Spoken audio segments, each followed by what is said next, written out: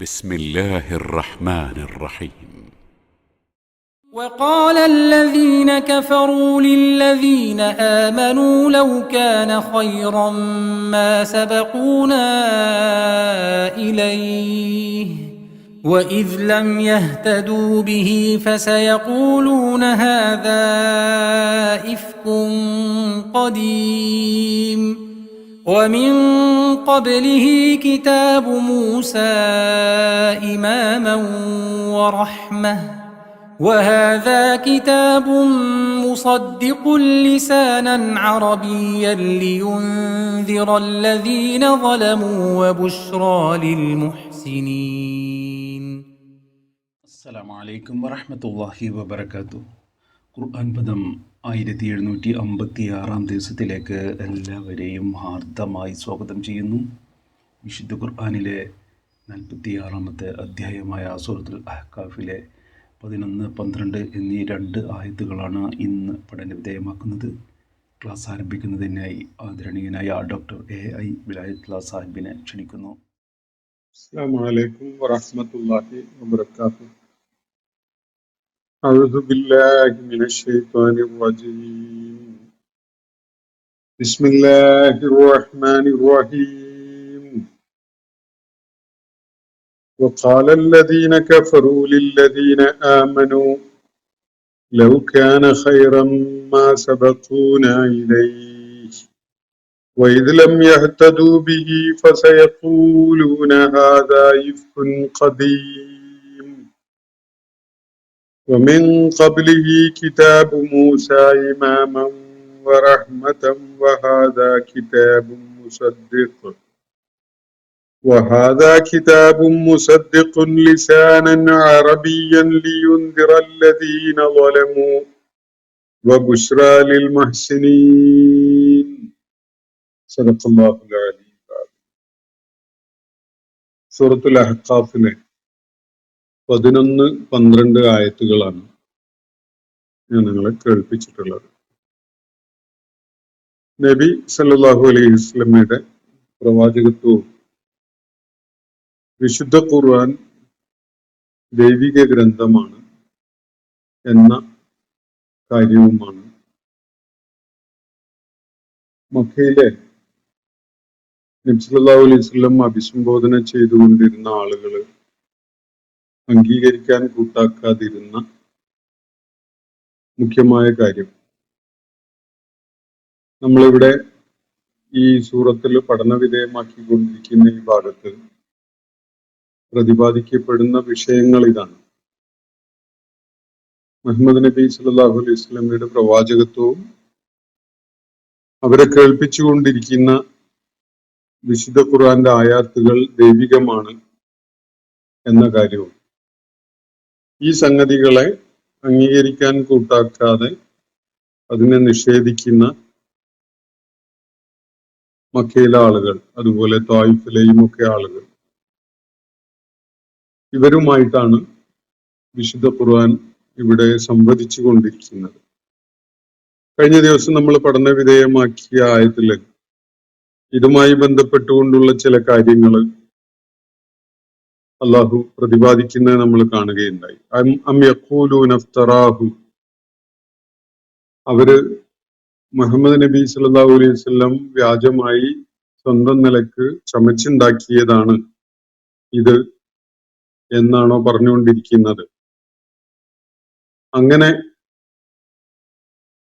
അവരെ ആക്ഷേപം ഉന്നയിക്കുകയാണെങ്കിൽ അവരോട് ഇങ്ങനെ പറയുക എന്ന് പറഞ്ഞുകൊണ്ട്, ഇത് ഞാൻ സ്വന്തം നിലക്ക് രചിച്ചുണ്ടാക്കിയിട്ട് അള്ളാഹുവിന്റെ പേരിൽ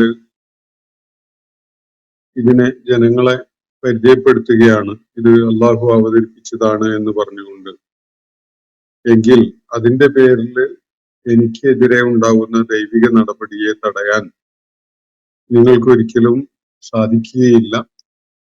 അതുപോലെ നിങ്ങൾ പറഞ്ഞുകൊണ്ടിരിക്കുന്ന ഇത് സംബന്ധമായിട്ട് നിങ്ങൾ ഉരുവിട്ടുകൊണ്ടിരിക്കുന്ന കാര്യങ്ങളൊക്കെയും നന്നായി അറിയുന്നവനാണ് അള്ളാഹു സുബ്ഹാനഹു വ തആല. അതുകൊണ്ട് ഈ വിഷയത്തിൽ എനിക്കും നിങ്ങൾക്കും ഇടയിൽ സാക്ഷിയായിട്ട് അള്ളാഹു ധാരാളം മതി എന്നാണ് നബി സല്ലല്ലാഹു അലൈഹി വസല്ലം അവരോട് പറയണമെന്ന് അള്ളാഹു നിർദ്ദേശിക്കുകയുണ്ടായത്. തുടർന്ന് ചില കാര്യങ്ങൾ കൂടി അവരെ കേൾപ്പിക്കാൻ വേണ്ടി അള്ളാഹുവിന്റെ പ്രവാചകൻ നിർദ്ദേശിക്കപ്പെടുകയാണ്. അത് നമ്മൾ പിന്നിട്ട 1-2 ആയത്തുകളിൽ കാണുകയുണ്ടായി. മാ കുന്തു ബിദ്അൻ മിനർ റുസുൽ, പ്രവാചകത്വം എന്നൊരു സംഗതി ആദ്യമായിട്ട് അവകാശപ്പെട്ടുകൊണ്ട് രംഗത്ത് വരുന്ന ഒരാളല്ല ഞാൻ. അല്ലെങ്കിൽ പ്രവാചകത്വം എന്നിലല്ല ആദ്യമായിട്ട് അതിന് തുടക്കമിടുന്ന ഒരു നടപടി ഉണ്ടാവുന്നത്. പ്രവാചകത്വം എന്നത് ലോകത്തിന് പരിചയമുള്ള ഒരു സംഗതിയാണ്. ധാരാളം പ്രവാചകന്മാര് കടന്നുപോയിട്ടുണ്ട്. അപ്പോ എന്റെ കാര്യത്തിൽ പോലും എനിക്ക് എന്താണ്, എന്റെ പരിണിതി എന്താണ് ആവുക എന്നത് പോലും അറിയുന്നവനല്ല. അങ്ങനെ അദൃശ്യമായ കാര്യങ്ങൾ അറിയുന്നവനല്ല ഞാൻ. അതുപോലെ നിങ്ങളുടെ കാര്യവും നിങ്ങളുടെ പരിണിതി എന്താണ് ആവാൻ പോകുന്നത് എന്നതും എനിക്ക് അറിയില്ല. ദൈവികമായി നൽകപ്പെടുന്ന വെളിപാട് പിന്തുടരുക എന്നത് മാത്രമാണ് ഞാൻ ചെയ്യുന്നത്. ഒരു താക്കീതുകാരൻ എന്ന നിലക്ക് ദൗത്യം നിർവഹിക്കുകയാണ്. അപ്പോ ഇത് ഒരു വാദത്തിനു വേണ്ടി നിങ്ങളൊന്ന് ആലോചിച്ചു നോക്കൂ. ഇത് അള്ളാഹുവിൽ നിന്നുള്ളത് തന്നെയാണ് ഈ കേൾപ്പിക്കപ്പെടുന്ന വചനങ്ങൾ. നിങ്ങൾ അതിനെ നിഷേധിക്കുകയും ചെയ്യുന്നു എന്നതാണ് അവസ്ഥയെങ്കിൽ ഒന്ന് ആലോചിച്ചു നോക്കൂ. ബനൂ ഇസ്രായേൽ സമൂഹത്തിലെ ഒരാള് ഇത് സത്യമാണ്, ദൈവികമാണ് എന്നത് സാക്ഷ്യം വഹിക്കാൻ സന്നദ്ധനാവുന്നു, അല്ലെങ്കിൽ ഇതുപോലെയുള്ളത് സത്യമാണ് എന്നതിന് ബനൂ ഇസ്രായേൽ സമൂഹത്തിൽ നിന്നൊരാള് സാക്ഷിയായി ഉണ്ടായി എങ്കിൽ അയാൾക്ക് അത് വിശ്വാസം ഉള്ളതായി മാറുന്നു. അയാൾ അതിൽ വിശ്വസിക്കുന്നു. നിങ്ങൾ അഹന്ത കാണിച്ച് മാറിക്കളയുകയും ചെയ്യുന്നു എന്നതാണ് അവസ്ഥയെങ്കിൽ എന്തായിരിക്കും അതിന്റെ ഭവിഷ്യത്ത് എന്നത് നിങ്ങൾ ആലോചിച്ചിട്ടുണ്ടോ? ഇന്നല്ലാഹ ലാ യഹ്ദിൽ ഖൗമൽ ളാലിമീൻ, തീർച്ചയായിട്ടും അള്ളാഹു ആത്മദ്രോഹം ചെയ്യുന്ന ആളുകളെ, അതുപോലെ സ്വന്തം സൃഷ്ടാവിനോടും സമൂഹത്തോടും ഒക്കെ ദ്രോഹം ചെയ്യുന്ന, സത്യത്തിന് സാക്ഷിയാവാൻ കൂട്ടാക്കാതെ നിന്നുകൊണ്ട് എല്ലാവരോടും ദ്രോഹം ചെയ്യുന്ന തരം ആളുകളെ ഒരിക്കലും സന്മാർഗികളാക്കുകയില്ല എന്നുകൂടിയാണ് അള്ളാഹു അവിടെ പറയുന്നത് നമ്മൾ കാണുകയുണ്ടായത്. അപ്പൊ ഈ ആളുകളോട് ആശയതലത്തിലുള്ള ദൈക്ഷണികമായ ഒരു സംവാദത്തിലാണ് നബി സല്ലല്ലാഹു അലൈഹി വസല്ലം ഏർപ്പെട്ടുകൊണ്ടിരുന്നത്. അത് ഏത് വിധത്തിൽ നിർവഹിക്കണം ആ ആശയ സംവാദം എന്നതാണ് അള്ളാഹു ഇവിടെ തന്റെ പ്രവാചകന് നിർദ്ദേശിച്ചു കൊടുക്കുന്നത്. അതിന്റെ പല വിശദാംശങ്ങളും ഈ ആയാത്തുകളിൽ നമുക്ക് കാണാൻ സാധിക്കും. അതിന്റെ യുക്തിതലങ്ങള്, അതുപോലെ അതിന്റെ ന്യായം പറയുന്ന രീതി, അതിലടങ്ങിയിട്ടുള്ള ശ്രദ്ധ കേന്ദ്രീകരിക്കേണ്ട, ഫോക്കസ് ചെയ്യേണ്ട തരം വസ്തുതകൾ, ഇതൊക്കെ നബി സല്ലല്ലാഹു അലൈഹി വസല്ലമക്ക് അള്ളാഹു നിർദ്ദേശിച്ചു കൊടുക്കുന്നതാണ് നമ്മൾ ഈ ആയത്തുകളിൽ കാണുന്നത്. ഇതിനെ തുടർന്നാണ് ഈ നിഷേധികളെ പരാമർശിച്ചുകൊണ്ട് ഇന്ന് ഞാൻ നിങ്ങളെ കേൾപ്പിച്ച 2 ആയത്തുകളിലായിട്ട് അള്ളാഹു ചില കാര്യങ്ങൾ പറയുന്നത്. നമുക്ക് ഈ അവസാനം പാരായണം ചെയ്തു വെച്ച 11-12 ആയത്തുകൾ ഫോക്കസ് ചെയ്തുകൊണ്ട് കാര്യങ്ങൾ മനസ്സിലാക്കാൻ ശ്രമിക്കാം. വഖാലല്ലദീന കഫറൂ ലില്ലദീന ആമനു, സത്യവിശ്വാസികളെ പരാമർശിച്ചുകൊണ്ട് നിഷേധികൾ പറയുകയാണ്. ഇപ്പൊ മക്കയിൽ ഇതിനകം ഈ 2 വിഭാഗങ്ങളായിട്ട് ആളുകൾ മാറിയിട്ടുണ്ട്. ഒരു കൂട്ടർ, അത് പരിമിതമായ എണ്ണം ആളുകൾ മാത്രമാണ്. നബി സല്ലല്ലാഹു അലൈഹി വസല്ലം മുന്നോട്ട് വെക്കുന്നത് സത്യമാണ്, ദൈവികമാണ്, വെളിപാടുകളുടെ അടിസ്ഥാനത്തിലുള്ള കാര്യങ്ങളാണ് അദ്ദേഹം പറയുന്നത് എന്നത് അംഗീകരിക്കുന്ന ഒരു കൂട്ടരാണ്. അവര് ദുർബലരാണ്, ശക്തി കുറഞ്ഞവരാണ്, സാമ്പത്തിക ശേഷിയും സാമൂഹ്യമായ ആദരണീയതയും ഒക്കെ വളരെ കുറവ് മാത്രമുള്ളവരായ ആളുകളാണ്. പലരും യുവാക്കളാണ്, പലരും ജീവിതത്തിന്റെ പുറമ്പോക്കിലുള്ളവരായി മാത്രം, അല്ലെങ്കിൽ പുറമ്പോക്കിലായിട്ട് കഴിയുന്ന ആളുകളാണ്. എന്ന് പറഞ്ഞാൽ അടിമകളും അതുപോലെ സേവകന്മാരും ഒക്കെ ആയിട്ട് ജീവിക്കുന്ന ആളുകൾ. അപ്പൊ ഈ ആളുകളൊക്കെയാണ് നബി സല്ലല്ലാഹു അലൈഹി വസല്ലമയോടൊപ്പം ചേർന്നിട്ടുള്ളത്. ആ സംഘമാണ് വിശ്വാസികളായിട്ട് രംഗത്ത് വരുന്നത്. സമൂഹത്തിലെ വരേണ്യരായ പ്രമാണിമാരായ നേതാക്കന്മാരായ കരുത്തും സ്വാധീനവും ഒക്കെ നിരന്തരം പ്രകടിപ്പിച്ചുകൊണ്ടിരിക്കുന്ന വിഭാഗം. അതാണല്ലോ എപ്പോഴും സമൂഹത്തില് നിർണായകമായ പല സംഗതികളും തീരുമാനിക്കുന്നുണ്ടാവുക. അവരാണ് സമൂഹത്തിന്റെ കൈകാര്യകർത്താക്കളൊക്കെ ആയിട്ട് പലപ്പോഴും ഉണ്ടാവുക. സത്യം അവരോടൊപ്പം ആയിക്കൊള്ളണമെന്നില്ല, മിക്കപ്പോഴും അവരിൽ നിന്ന് വളരെ അകലെയായിരിക്കാനും സാധ്യതയുണ്ട്. അപ്പൊ ഈ രണ്ടാമത്തെ വിഭാഗം ഇവിടെ നിഷേധികളായിട്ടാണ് രംഗത്ത് വന്നിട്ടുള്ളത്. അപ്പോ മക്കയിലെ സാമൂഹ്യ ഘടന ഏകദേശം ഒരു ചിത്രം നമുക്ക് മനസ്സിൽ കാണാൻ കഴിയും. അതിനെക്കുറിച്ച് നബി സല്ലല്ലാഹു അലൈഹി വസല്ലമയെ പിൻപറ്റാൻ സന്നദ്ധരായ സത്യവിശ്വാസം ഉൾക്കൊണ്ട ഒരു ചെറു സംഘം. അവര് അശരണരാണ്, ദുർബലരാണ്, സാമ്പത്തിക ശേഷി കുറഞ്ഞവരാണ്, സാമൂഹ്യമായി അധമത്വം അടിച്ചേൽപ്പിക്കപ്പെട്ട വിഭാഗങ്ങളിൽപ്പെട്ട ആളുകളാണ്. ഇതൊക്കെയാണ് ഒരു വിഭാഗം. മറുവിഭാഗം നാട്ടിലെ പ്രമാണിമാരാണ്, നേതാക്കന്മാരാണ്, സമ്പന്നരാണ്, സ്വാധീനമുള്ളവരാണ്, വലിയ കരുത്തും ശക്തിയും ഒക്കെ ആൾബലവും ഒക്കെ ഉള്ള ആളുകളാണ്. അപ്പൊ ഇങ്ങനെ രണ്ട് വിഭാഗങ്ങൾ. അപ്പൊ അവരില് കാലല്ലദീന കഫറു, നിഷേധികളായ ഈ വിഭാഗം ആളുകള് ലില്ലദീന ആമനു, സത്യവിശ്വാസം ഉൾക്കൊണ്ട ആളുകളെ പരാമർശിച്ചുകൊണ്ട് പറയുകയാണ്. അവരോടായി പറയുന്നു എന്നുകൂടി വായിക്കാൻ സാധ്യതയുള്ള ഒരു പ്രയോഗമാണിത്. പക്ഷെ ഇവിടെ വിശ്വാസികളെ കുറിച്ച് പറയുന്നു എന്ന് മനസ്സിലാക്കാൻ നമ്മളെ പ്രേരിപ്പിക്കുന്ന വിധത്തിലാണ് അതിനെ തുടർന്നുള്ള കാര്യങ്ങൾ വിവരിക്കപ്പെടുന്നത്. അപ്പൊ വിശ്വാസികളെ പരാമർശിച്ചുകൊണ്ട് ഈ നിഷേധികള് പറയുകയാണ്, ലില്ലദീന ആമനു ലൗകാന ഖൈറൻ മാ സബഖൂനാ ഇലൈഹി. ഇതാണ് അവരുടെ നിരീക്ഷണം. ഈ സംഗതി ഇവിടെ ഡിസ്പ്യൂട്ട് ചെയ്യപ്പെടുന്ന വിഷയം മുഹമ്മദ് നബി സല്ലല്ലാഹു അലൈഹി വസല്ലമിന്റെ പ്രവാചകത്വം, അദ്ദേഹം ഉയർത്തിപ്പിടിക്കുന്ന ഏകദൈവ വിശ്വാസം, അതുപോലെ പാരത്രിക ജീവിതത്തെ കുറിച്ചുള്ള താക്കീത്, ഈ വക സംഗതികൾ. അപ്പൊ ഇതിനെ അടിസ്ഥാനപ്പെടുത്തിക്കൊണ്ടുള്ള ഈ ജീവിത ദർശനം, അതിനെ കുറിച്ച് അവർ പറയുന്നത് വിശ്വാസികളോടായിട്ട്, അല്ലെങ്കിൽ വിശ്വാസികളെ പരാമർശിച്ചുകൊണ്ട് അവർ പറയുന്നത് ലൗകാന ഖൈറൻ, ഇതായിരുന്നു ഉത്തമമെങ്കിൽ എന്ന് പറഞ്ഞ രണ്ട് ജീവിത സരണികൾ അവിടെ തെളിഞ്ഞു വന്നിരിക്കുകയാണല്ലോ. ഒന്ന്, നബി സല്ലല്ലാഹു അലൈഹി വസല്ലമിനെ പിൻപറ്റുന്ന ആളുകൾ പിന്തുടരുന്ന ഒരു ജീവിത സരണി, മറ്റൊന്ന് നിഷേധികൾ പിന്തുടരുന്ന ജീവിത സരണി. ഈ രണ്ട് ജീവിത ദർശനങ്ങളിൽ ഈ വിശ്വാസികളായി അറിയപ്പെടുന്നവർ പിൻപറ്റുന്നതാണ് ഉത്തമമായിരുന്നത് എങ്കിൽ ബുദ്ധിക്കും യുക്തിക്കും നമ്മളെ ദൈക്ഷണികമായ പരിഗണനക്കും ഒക്കെ സ്വീകാര്യമായിട്ട് അനുഭവപ്പെടുന്ന മെച്ചപ്പെട്ടത്, ഉത്തമമായത് അതായിരുന്നുവെങ്കിൽ മാ സബഖൂന ഇലൈഹി, അതിലേക്ക് ഇവര് നമ്മളെക്കാൾ മുന്നേ എത്തുമായിരുന്നില്ല എന്ന് പറഞ്ഞ മുഹമ്മദ് നബി സല്ലല്ലാഹു അലൈഹി വസല്ലം മുന്നോട്ട് വെക്കുന്ന ജീവിത ദർശനമായിരുന്നു സത്യം, അതായിരുന്നു നല്ലത്, അതായിരുന്നു എല്ലാവർക്കും ഉത്തമം എന്നതാണ് വസ്തുതയെങ്കിൽ ഒരിക്കലും തന്നെ ഈ വില കുറഞ്ഞ ആളുകള് നമ്മളെക്കാൾ മുന്നേ അതിലേക്ക് എത്തുമായിരുന്നില്ല. നമ്മളാകുമായിരുന്നു അതിലേക്ക് എത്തുക ആദ്യം. നമ്മളെ മുൻകടക്കാൻ അവർക്ക് കഴിയുമായിരുന്നില്ല.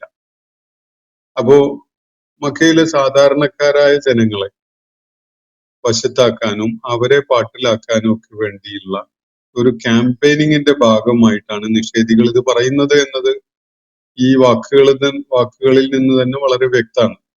നമ്മുടെ രാഷ്ട്രീയ പരിപാടികളൊക്കെ ഉണ്ടാവുമ്പോൾ, തെരഞ്ഞെടുപ്പോ അതുപോലെയുള്ള സംഗതികളൊക്കെ ഉണ്ടാവുമ്പോൾ സാധാരണ ആളുകളെ കയ്യിലെടുക്കാൻ വേണ്ടി ചില ചീട്ടുകൾ ഈ രാഷ്ട്രീയ പ്രഭാഷകരും നേതാക്കന്മാരും ഒക്കെ ഇറക്കുന്നതാണ്. അത് ഗ്രാസ് റൂട്ട് ലെവലിലുള്ള ആളുകളെ കയ്യിലെടുത്ത് അത് വോട്ടാക്കി മാറ്റാൻ വേണ്ടിയുള്ള ഒരു ശ്രമമാണ്. പലപ്പോഴും അതില് വസ്തുനിഷ്ഠമായ വിലയിരുത്തലോ അല്ലെങ്കിൽ കാര്യങ്ങളുടെ ഗഹനമായ ഒരു മനസ്സിലാക്കലിന്റെ അടിസ്ഥാനത്തിലുള്ള ഒരു കൺക്ലൂഷനിലേക്ക് എത്തിച്ചേരലോ ഒന്നും ആയിരിക്കില്ല. തൊലിപ്പുറമേ ചില വാചക കസർത്തുകൾ നടത്തിയിട്ട് ചില ന്യായങ്ങളൊക്കെ പറഞ്ഞ് സാധാരണ ബുദ്ധിപരമായ കഴിവുകൾ കുറഞ്ഞവരായി മനസ്സിലാക്കപ്പെടുന്ന തരം ആളുകളെ പാട്ടിലാക്കാൻ വേണ്ടി നടത്തുന്ന ഒരു ശ്രമമാണത്. അതുപോലെ ഇവിടെ നിഷേധികള് വിശ്വാസികളെ പരാമർശിച്ചുകൊണ്ട് പറയുകയാണ്, ലൗകാന ഖൈറൻ മാ സബഖൂന ഇലൈഹി എന്നാണ്. ഇതായിരുന്നു മെച്ചമുള്ളത്, നല്ലത് എങ്കിൽ, ഇതായിരുന്നു നല്ലത് എങ്കിൽ ഒരിക്കലും തന്നെ ഇവര് നമ്മളെക്കാൾ മുന്നിൽ അതിലേക്ക് എത്തുമായിരുന്നില്ല എന്നാണ് പറയുന്നത്. നാട്ടിലെ പ്രമാണിമാരും സ്വാധീനമുള്ളവരും സമ്പത്തുള്ളവരും പല നിലക്കും സാമൂഹ്യമായി ഉയർന്നു നിൽക്കുന്നവരും ഒക്കെയായ ഞങ്ങളാണല്ലോ അതിലേക്ക് ആദ്യം എത്തേണ്ടത്. അതാണ് നല്ലതെങ്കിൽ. അപ്പൊ ഞങ്ങൾ അതിലേക്ക് എത്തിയിട്ടില്ല എന്ന് പറഞ്ഞാൽ അതിന്റെ അർത്ഥം എന്താ? അത് നല്ലതല്ല എന്നതാണ് നാട്ടിലെ ബുദ്ധിമാന്മാരായ, അതുപോലെ കാര്യങ്ങളെ വേണ്ട വിധത്തിൽ പക്വതയോടുകൂടി വിലയിരുത്തുന്ന പ്രമാണിമാരായ ആളുകൾ മനസ്സിലാക്കിയിട്ടുള്ളത്. അത് നല്ലതല്ല എന്നുള്ളതാണ്. മുഹമ്മദ് കൊണ്ടുവന്നിരിക്കുന്നത് അപകടം പിടിച്ച ഒരു സംഗതിയാണ് എന്നത് ഞങ്ങൾക്ക് വേഗം മനസ്സിലാവും. കാരണം ഞങ്ങൾ പക്വതയുള്ളവരാണ്, ബുദ്ധിമതികളാണ്, അതുപോലെ കാര്യങ്ങളെ കുറിച്ച് അതിന്റെ എല്ലാ വശങ്ങളും പരിശോധിച്ചിട്ട് നിലപാടെടുക്കുന്നവരാണ്. ഈ തെണ്ടി നടക്കുന്ന ആളുകള് എടുക്കുന്ന പോലെ ഒരു എടുത്തുചാട്ടത്തിനൊന്നും മുതിരുന്നവരല്ലല്ലോ ഞങ്ങള്. തെരുവില് ജീവിക്കുന്ന അല്ലെങ്കിൽ തെണ്ടി നടക്കുന്ന, സമൂഹത്തില് ഒരു നിലയും വിലയും ഇല്ലാത്ത അധമന്മാരായ, ബുദ്ധിപരമായ കഴിവ് കുറഞ്ഞ ഈ സാധാരണക്കാരായ ആളുകള് ഇതിന്റെ പുറകെ കുറച്ചു പേര് കൂടിയിട്ടുണ്ട് എന്നതിന്റെ അടിസ്ഥാനത്തിൽ നിങ്ങൾക്ക് അതാണ് ശരി എന്ന് പറയാൻ കഴിയില്ല. കാരണം ഇവിടെ നാട്ടിൽ കാര്യങ്ങളെ ഗൗരവമായിട്ട് പക്വതയോടുകൂടിയൊക്കെ കണ്ട് മനസ്സിലാക്കി വിലയിരുത്തി തീരുമാനങ്ങളിൽ എടുക്കുന്ന എത്രയോ കാലങ്ങളായിട്ട് അങ്ങനെ ജനങ്ങൾക്ക് വേണ്ടി തീരുമാനം എടുക്കുന്ന ആളുകൾ ഞങ്ങളല്ലേ. ഞങ്ങൾ പക്ഷെ അത് നല്ലതായിട്ട് കണ്ടിട്ടില്ലല്ലോ. അതുകൊണ്ട് അതിന്റെ അർത്ഥം എന്താണ്? അത് നല്ലതല്ല എന്ന് തന്നെയാണ്. നല്ലതാണെങ്കിൽ ഈ ആളുകള് അതിലേക്ക് എത്തുന്നതിന്റെ മുന്നേ ഞങ്ങളായിരുന്നില്ലേ അതിലേക്ക് എത്തേണ്ടിയിരുന്നത് എന്നാണ് ഈ ആളുകളെ പരാമർശിച്ചുകൊണ്ട് നാട്ടിലെ നിഷേധികളായ ആളുകൾ പറയുന്നത്.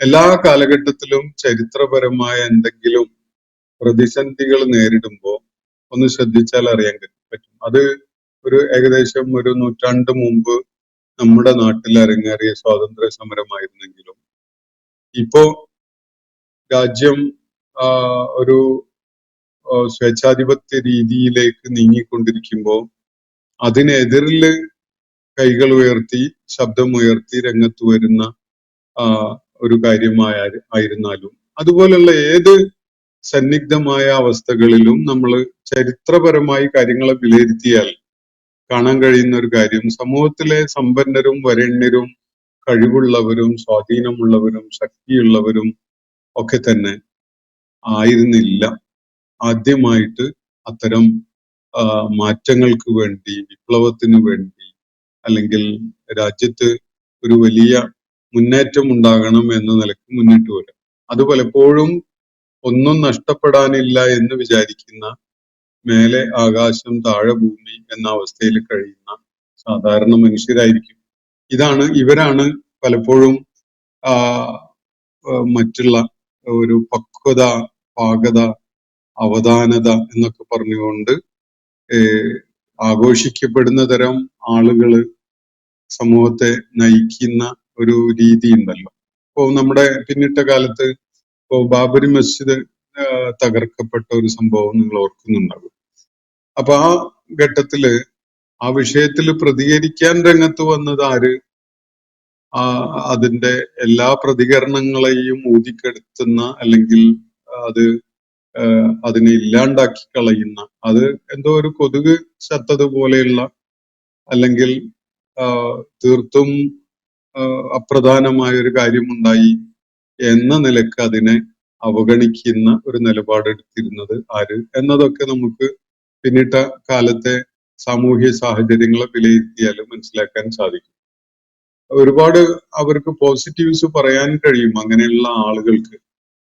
പല നിലക്കുള്ള സാമ്പത്തിക ഭദ്രത, തൊഴിലിടം സംരക്ഷിക്കല്, അതുപോലെ വീടുകളും കുടുംബങ്ങളും വ്യക്തികളും ഒക്കെ അവരെയൊക്കെ സുരക്ഷിതരാക്കി നിർത്തൽ എന്നൊക്കെ ഈ വിലയിരുത്തൽ കാണുമ്പോൾ അതൊക്കെയാണ് ജീവിത ലക്ഷ്യം സത്യത്തിനു വേണ്ടി നിലകൊള്ളലോ, നീതിക്ക് വേണ്ടി സംസാരിക്കലോ, നീതിക്കും സത്യത്തിനൊക്കെ വേണ്ടിയുള്ള പ്രതിനിധാനം ചെയ്യലോ ഒന്നുമല്ല പ്രധാനം എന്ന് തോന്നിപ്പോകും ഈ ആളുകളുടെ ക്യാമ്പയിനൊക്കെ കേട്ടാൽ. അപ്പോ ഇവിടെ അള്ളാഹു നമ്മുടെ മുന്നിൽ വരച്ചു കാണിക്കുന്ന ഒരു ചിത്രം, നബി സല്ലല്ലാഹു അലൈഹി വസല്ലമയുടെ സാന്നിധ്യത്തിൽ നിഷേധികളായ ആളുകൾ വിശ്വാസമാർഗം സ്വീകരിച്ച ആളുകളെ കുറിച്ച് പറഞ്ഞുകൊണ്ടിരുന്ന ഒരു കാര്യമാണ്. ലൗകാന ഖൈറൻ മാ സബഖൂന ഇലൈഹി. ഇത് മുഹമ്മദ് മുന്നോട്ട് വെക്കുന്ന ഈ ദർശനമാണ് ഉത്തമമായിരുന്നതെങ്കിൽ ഇവരായിരുന്നില്ലല്ലോ അതിലേക്ക് നമ്മളെക്കാളും മുന്നേ എത്തുക. അവരെക്കാളൊക്കെ മുന്നേ ആയിട്ട് നമ്മൾ തന്നെയല്ലേ എത്തേണ്ടിയിരുന്നത്, നമ്മൾ എത്തുമായിരുന്നല്ലോ. നമ്മൾ അതിലേക്ക് അത്ര ധൃതിയിൽ പോയിട്ടില്ല എന്ന് പറയുന്നതിന്റെ അർത്ഥം അതത്ര നല്ലതല്ല എന്നാണല്ലോ. അതത്ര ക്ഷേമകരമായതോ അല്ലെങ്കിൽ സുരക്ഷിതമായതോ അല്ല, അപകടം പിടിച്ചൊരു വഴിയാണ്, ശരിയായ വഴിയല്ല, തെറ്റായ വഴി തന്നെയാണ് എന്നതൊക്കെ കാരണമായിട്ടാണ് നമ്മളാരും അതിലേക്ക് എത്തിയിട്ടില്ലാത്തത്. നമ്മളിപ്പോ മണ്ടന്മാരായതുകൊണ്ടൊന്നും അല്ലല്ലോ അതിലേക്ക് ചെന്ന് ചേരാതിരുന്നത്. അത് കുഴപ്പം പിടിച്ചൊരു സംഗതിയാണ്, തെറ്റായതാണ്, ശരിയല്ലാത്തതാണ്, അതുകൊണ്ടൊക്കെയാണ്. അല്ലാതെ നമ്മൾ അതിലേക്ക് പോകാതിരിക്കുമായിരുന്നില്ല. അതാണ് നല്ലത് എന്നുണ്ടെങ്കിൽ നമ്മളല്ല ഇവരെക്കാളും മുന്നേ അതിലേക്ക് എത്തുക എന്നാണ് ഈ നിഷേധികൾ പറഞ്ഞുകൊണ്ടിരുന്നത്. വൈദിലം യഹ്തദൂബി, അവരതിൽ നിന്ന് സന്മാർഗം ഉൾക്കൊണ്ടില്ല. ഇതാണ് ഒരു വസ്തുത. അള്ളാഹുവിന്റെ പ്രവാചകൻ അവരുടെ മുന്നിൽ മാർഗദർശിയായിക്കൊണ്ട് രംഗത്ത് വന്നപ്പോ അതിൽ നിന്ന് മാർഗദർശനം ഉൾക്കൊള്ളാനോ ആ വഴിയിലൂടെ സഞ്ചരിക്കാനോ അവർ കൂട്ടാക്കിയില്ല. വൈദിലം യഹ്തദൂബി, അവരതിൽ നിന്ന് സന്മാർഗികളാവാൻ ഒരു ശ്രമവും നടത്തിയില്ല എന്നതാണ് ഒരു വശത്തെ വസ്തുത. ഫസയഖൂലൂന ഹാദാ ഇഫ്കുൻ ഖദീം, മാത്രവുമല്ല എന്നിട്ട് അവരിങ്ങനെ പറയുകയും ചെയ്യും. ഒരു ഭാഗത്ത് അവരത് ഉൾക്കൊള്ളാനോ അതിൽ നിന്ന് സന്മാർഗം നേടാനോ ഒരു ശ്രമവും നടത്തിയില്ല, അതിനവർ കൂട്ടാക്കിയില്ല. അതിനു പുറമെ അവരിങ്ങനെ പറയുക കൂടി ചെയ്യുന്നു. ഫസയഖൂലൂൻ, അവരിങ്ങനെ പറയുകയും ചെയ്യും. എന്താണ്? ഹാദാ ഇഫ്കുൻ ഖദീം, ഇത് നമ്മുടെ പഴഞ്ചൻ വ്യാജമാണ് അല്ലെങ്കിൽ കള്ളമാണ്, ചമച്ചുണ്ടാക്കിയ സംഗതിയാണ്. അത് പണ്ടേ ഉണ്ട് ഈ ഏർപ്പാട്, പുതിയതൊന്നും അല്ല. ഇതാണ് അവര് നബി സല്ലല്ലാഹു അലൈഹി വസല്ലം മുന്നോട്ട് വെച്ച ജീവിത ദർശനത്തെ കുറിച്ച് പറയുകയുണ്ടായത്.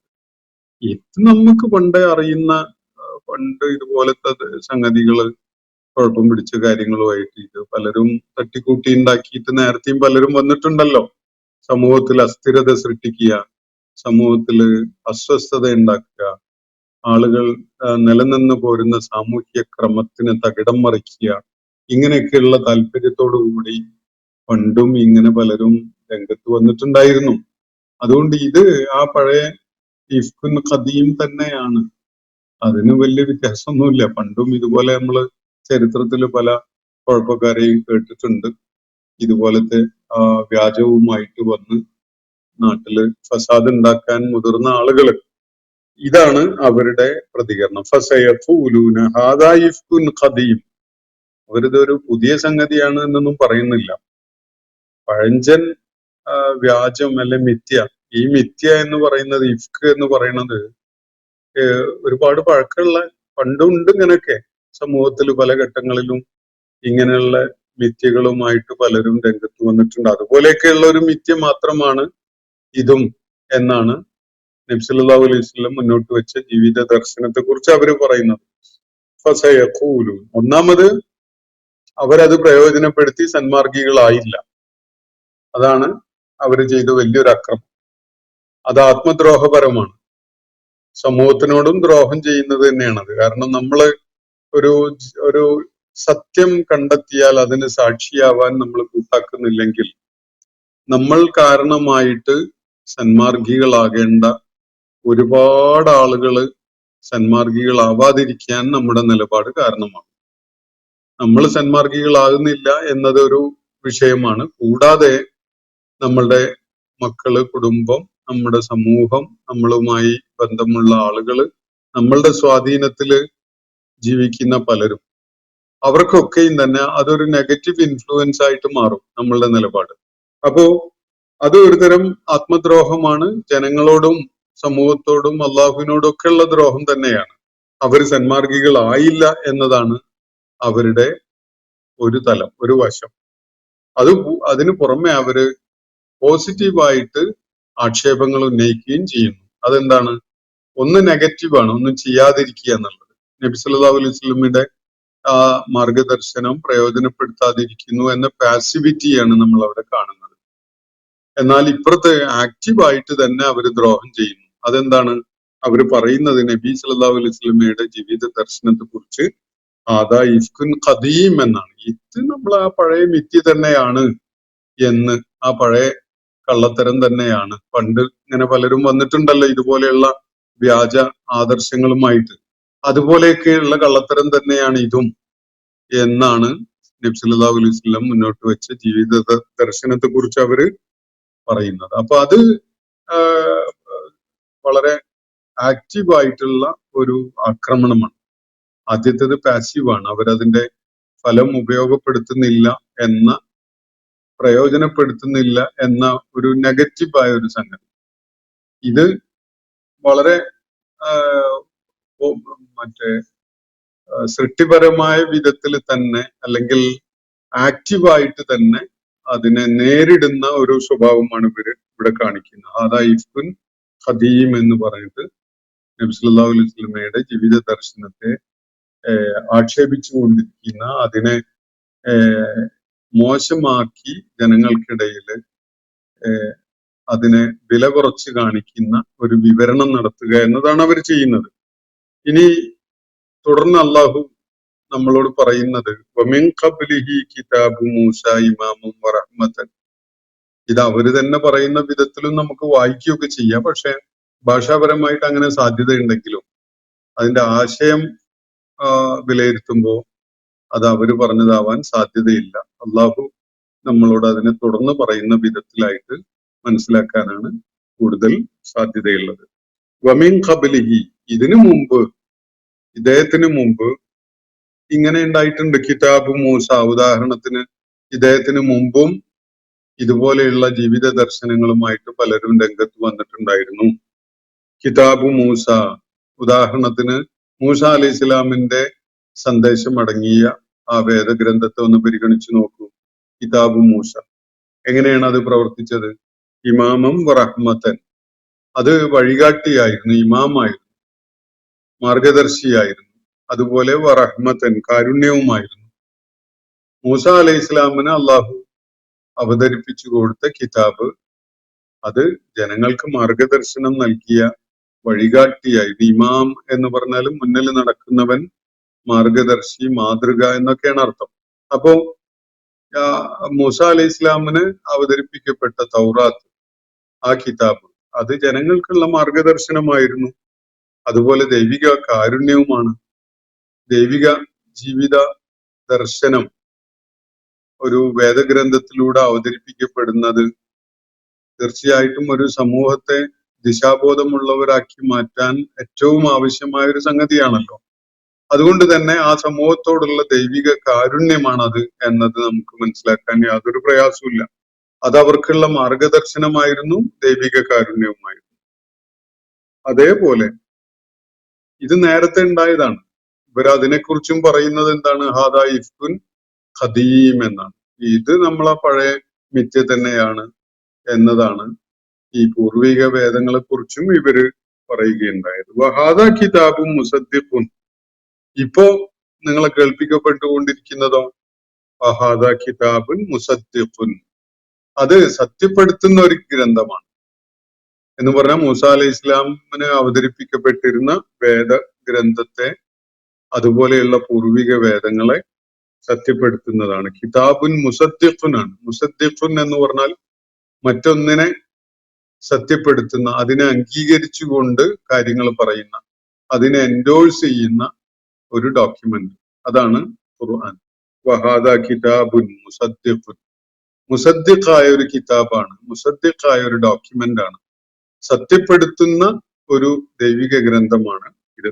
ഏതിനെയാണ് സത്യപ്പെടുത്തുന്നത്? സകല പൂർവിക വേദങ്ങളെയും. ഇവിടെ പ്രത്യേകിച്ച് പരാമർശിച്ച മൂസ അലൈഹി ഇസ്ലാമിന് അള്ളാഹു അവതരിപ്പിച്ചു കൊടുത്തിരുന്ന വേദഗ്രന്ഥം. അപ്പോ ലിസാനൻ അറബിയ്യ, അത് പക്ഷേ അറബി ഭാഷയിലാണ്. തൗറാത്ത് ഇറങ്ങിയതുപോലെയുള്ള അല്ലെങ്കിൽ ഇഞ്ചീൽ അവതരിപ്പിക്കപ്പെട്ടതുപോലെയുള്ള ഭാഷകളിലല്ല, മറിച്ച് ലിസാനൻ അറബിയ്യ, അറബി ഭാഷയിലാണ്. അപ്പൊ അത് വിശുദ്ധ ഖുർആൻ അഭിസംബോധന ചെയ്യുന്ന ആ ആദ്യ സമൂഹം എന്നത്, ആദ്യത്തെ അഭിസംബോധിതർ എന്നത് അറബി ഭാഷ മാത്രം അറിയുന്ന ആളുകളാണ്. അപ്പൊ ലിസാനൻ അറബിയൻ, ഇത് അറബി ഭാഷയിലുള്ള ഈ മൂസ അലൈഹി ഇസ്ലാമിന് അവതരിപ്പിക്കപ്പെട്ട വേദത്തെ സത്യപ്പെടുത്തുന്ന ഒരു ഡോക്യുമെന്റ് ആണ്, ഒരു ഗ്രന്ഥമാണ്. എന്തിനു വേണ്ടിയാണ്? ലിയുൻദിറല്ലദീന ളലമു, അക്രമം ചെയ്തവർക്ക് താക്കീത് നൽകാൻ വേണ്ടിയുള്ളതാണ്. അപ്പോൾ വളരെ വ്യക്തമാണ്. നേരത്തെ ഒരു അക്രമത്തെ നമ്മൾ പരാമർശിച്ചിരുന്നു. ഈ ആളുകള് അവരുടെ മുന്നില് സത്യം അവതരിപ്പിക്കപ്പെട്ടപ്പോ അവരത് ഉൾക്കൊള്ളാൻ സന്നദ്ധരാകാതെ ഇഫ്കുൻ ഖദീം എന്ന് പറഞ്ഞുകൊണ്ട് പിന്തിരിഞ്ഞു പോയി കളയുകയാണല്ലോ ചെയ്തിട്ടുള്ളത്. അവരാണ് യഥാർത്ഥത്തിൽ ആത്മദ്രോഹം ചെയ്യുന്ന ആളുകൾ. അവരോട് തന്നെ ദ്രോഹം ചെയ്യുന്നു, അവരുടെ സമൂഹത്തോട് ദ്രോഹം ചെയ്യുന്നു, സർവോപരി അള്ളാഹുവിനോട് ദ്രോഹം ചെയ്യുന്നു. അങ്ങനെയുള്ള ളാലിമുകളാണ് ഈ ആളുകൾ. അത്തരം ആളുകൾക്ക് അല്ലദീന ളലമു, അത്തരം ആളുകൾക്ക് ഒരു താക്കീതാകുന്നതിന് വേണ്ടിയാണത്. അവർക്കൊരു മുന്നറിയിപ്പായി മാറണം ഇത്. അതിനുവേണ്ടി അവതരിപ്പിക്കപ്പെട്ട അറബി ഭാഷയിലുള്ള പൂർവിക വേദങ്ങളെ സത്യപ്പെടുത്തുന്ന ഒരു വേദമാണ് ഇപ്പോ നിങ്ങൾ കേട്ടുകൊണ്ടിരിക്കുന്നത്. അല്ലദീന ളലമു, അല്ലദീന ളലമു എന്ന് പറഞ്ഞാൽ ളാലിമൂൻ, അക്രമികൾ. അത് പല തലങ്ങളിലുമാണ് ഈ ളുൽമ് എന്ന് പറയുന്നത്. സ്വന്തത്തോട് അക്രമം ചെയ്യുന്നവരാണ്. അവര് സമൂഹത്തോടും സഹജീവികളോടും സർവോപരി റബ്ബ് സുബ്ഹാനഹു വ തആലയോടും അതിക്രമം ചെയ്യുന്ന ആളുകളാണ്. അവരൊരിക്കലും തന്നെ അള്ളാഹുവിന്റെ ആ പ്രാപഞ്ചിക ക്രമത്തെ അതിന്റെ സ്വരച്ചേർച്ചയോടുകൂടി അംഗീകരിച്ച് അതിന്റെ ഭാഗമാകുന്ന ആളുകളല്ല. അതിന്റെ ഒരു കറക്കമുണ്ട്, ദൈവം നിശ്ചയിച്ചിട്ടുള്ള അതിന്റെ പ്രാപഞ്ചികമായ സ്വാഭാവികമായ ഒരു കറക്കം. ആ കറക്കത്തിന് വിഘ്നം സൃഷ്ടിച്ചുകൊണ്ട്, തടസ്സം സൃഷ്ടിച്ചുകൊണ്ട് ഒരു ഉടക്കി നിൽക്കുന്ന ഒരു പ്രകൃതമാണ് ഏത് ളാലിമും കാണിക്കുക. അപ്പൊ ഇവിടെ അള്ളാഹു സൂചിപ്പിക്കുന്ന അങ്ങനെ ദൈവിക വ്യവസ്ഥയോട് ഇടഞ്ഞു നിന്നുകൊണ്ട് സ്വന്തത്തോടും സഹജീവികളോടും സമകാലികരോടും മനുഷ്യ സമൂഹത്തോടും സർവോപരി അള്ളാഹുവിനോടും ദ്രോഹം ചെയ്തുകൊണ്ടിരിക്കുന്ന ആളുകളെ താക്കീത് ചെയ്യാൻ വേണ്ടിയാണ് ഈ ദൈവിക വചനങ്ങൾ അവതരിപ്പിക്കപ്പെടുന്നത്. വബുശ്റ ലിൽ മുഹ്സിനീൻ, നന്മയുടെ സുഹൃതത്തിന്റെ മാർഗം തെരഞ്ഞെടുത്ത ആളുകൾക്ക് സന്തോഷ വാർത്ത അറിയിക്കാനും കൂടിയുള്ളതാണ്. മുഹ്സിൻ എന്ന് പറഞ്ഞാൽ ഇഹ്സാൻ ചെയ്യുന്നവരാണ്. ഇസ്ലാം എന്നത് അള്ളാഹുവിന്റെ പ്രാപഞ്ചിക വ്യവസ്ഥയ്ക്ക് കീഴ്പ്പെടലാണെങ്കിൽ, ഈമാൻ എന്നത് അതിന്റെ കാമ്പ് ഉൾക്കൊള്ളലാണെങ്കിൽ, ഇഹ്സാൻ എന്നത് സ്വന്തം ജീവിതത്തിൽ അതിന്റെ നിർമ്മലത, അതിന്റെ സൗരഭ്യം പ്രകടമാവലാണ്. അപ്പോ അള്ളാഹുവിന് വിധേയപ്പെട്ട് മുസ്ലിമായ ഒരാള് ഈമാന്റെ ചൈതന്യം ഉൾക്കൊണ്ടുകൊണ്ട് അയാൾ കർമ്മസരണിയിൽ ഇറങ്ങുമ്പോൾ അയാൾ ചെയ്യുന്ന ഏത് കാര്യവും ഇഹ്സാനായി മാറും, നന്മയായി മാറും. അത് അയാൾക്ക് നന്മയാകും, മറ്റുള്ളവർക്ക് നന്മയാകും, അള്ളാഹുവിന്റെ വിലയിരുത്തലിൽ നന്മയാകും. ഇതാണ് ഇഹ്സാനാവുക. അപ്പൊ അങ്ങനെയുള്ള മുഹ്സിനുകൾക്ക് സന്തോഷ വാർത്ത അറിയിക്കുക കൂടിയാണ് ഈ ഗ്രന്ഥത്തിന്റെ, ഈ ദൈവികമായി അവതരിപ്പിക്കപ്പെടുന്ന വേദവാക്യങ്ങളുടെ താല്പര്യം എന്നാണ് അള്ളാഹുവിടെ വ്യക്തമാക്കുന്നത്. സൂറത്തുൽ അഹ്ഖാഫിലെ 11-12 ആയത്തുകളാണ് നമ്മൾ ഇന്ന് പഠന വിധേയമാക്കിയിട്ടുള്ളത്.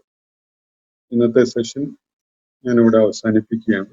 വാഖിർ ദഅവാന അനിൽ ഹംദുലില്ലാഹി റബ്ബിൽ ആലമീൻ. അസ്സലാമു അലൈക്കും വറഹ്മത്തുള്ളാഹി വബറകാതുഹു. ഇന്നത്തെ ഖുർആൻ പദം ഇവിടെ സമാപിക്കുന്നു. ഖുർആൻ പഠനത്തിൽ പങ്കെടുത്ത എല്ലാവർക്കും അല്ലാഹു അർഹമായ പ്രതിഫലം നൽകി അനുഗ്രഹിക്കട്ടെ. വആഖിർ ദഅവാന അനിൽ ഹംദുലില്ലാഹി റബ്ബിൽ ആലമീൻ. അസ്സലാമു അലൈക്കും വറഹ്മത്തുള്ളാഹി വബറകാതുഹു.